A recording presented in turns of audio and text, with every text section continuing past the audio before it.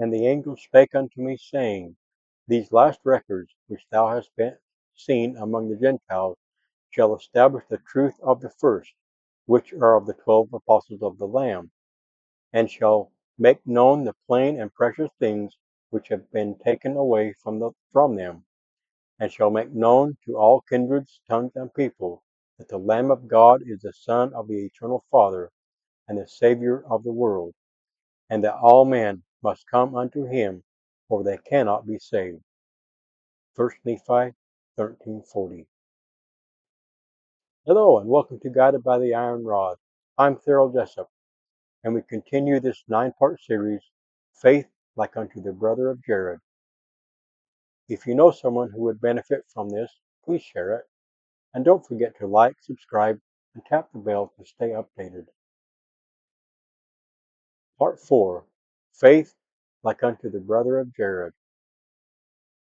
The voice of the Lord to Moroni was clear and direct. And in that day that they shall exercise faith in me, saith the Lord, even as the brother of Jared did, that they may become sanctified in me, then will I manifest unto them the things which the brother of Jared saw, even to the unfolding unto them all my revelations. Ether 4:7. The Lord's promise points both backward and forward. It recalls the brother of Jared, who believed with such perfect faith that the veil could not remain before him. And it looks ahead to a day when that same faith would again open the heavens, a day when the Lord would restore his truth and in its fullness to the earth. The brother of Jared's example. Long before Israel crossed the Red Sea, long before David took the throne, there was a prophet who called upon the Lord in faith, the brother of Jared. Leading his people to a promised land, faced trials that would overwhelm most men. His prayers filled the heavens, and his trust in God was absolute. When he carried stones to the Lord and asked him to touch them, it was not the stones that mattered, but the faith that carried them to the mount. Because of thy faith thou hast seen that I shall take upon me flesh and blood, the Lord declared, and never has man come before me with such exceeding faith as thou hast. Ether 3:9. The record testifies that his faith was so complete that he could not be kept from within the veil. Ether 3:19-20. The sealed record. What the brother of Jared saw was so great that it was hidden up, sealed until a future generation should be prepared to receive it. Moroni recorded the words but was commanded to withhold them. See Part 3 for further depth on this. Link in the description. The Lord declared, They shall not go forth unto the Gentiles until the day that they shall repent of their iniquity and become clean before the Lord. Ether 4:6. This was not simply a matter of curiosity. It was the Lord declaring that divine knowledge is always tied to faith.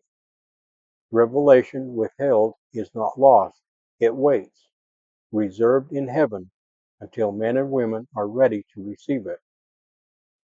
Looking forward. That readiness did not appear for centuries. Prophets came and went, nations rose and fell, and the heavens seemed silent.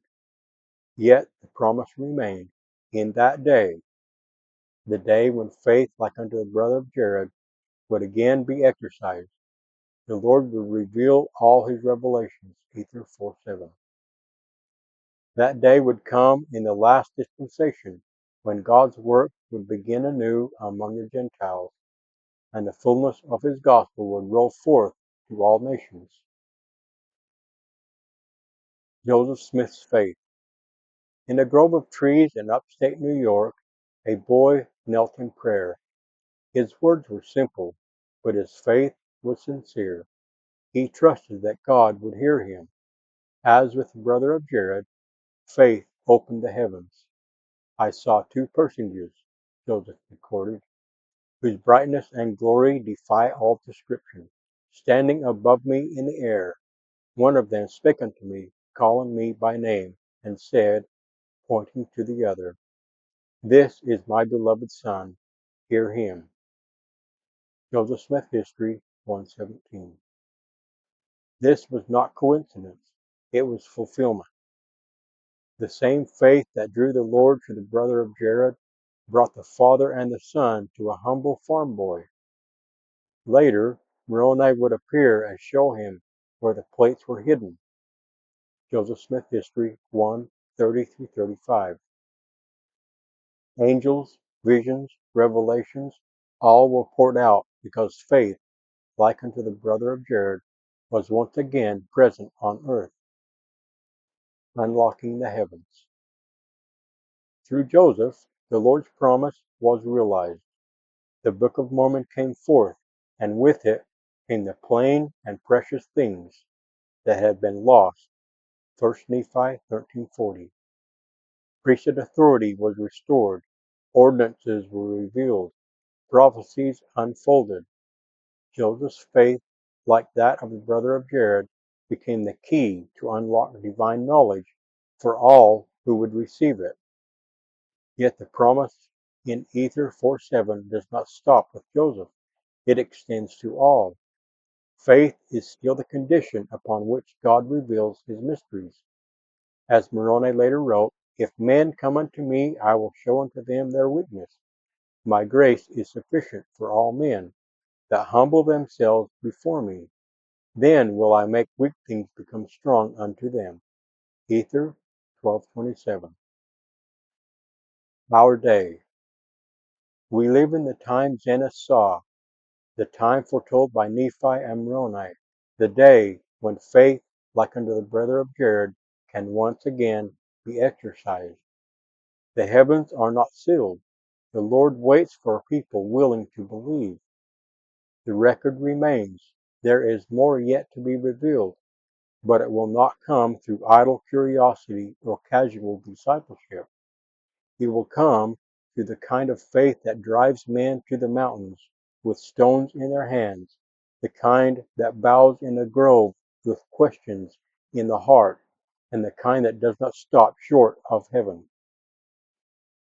Conclusion.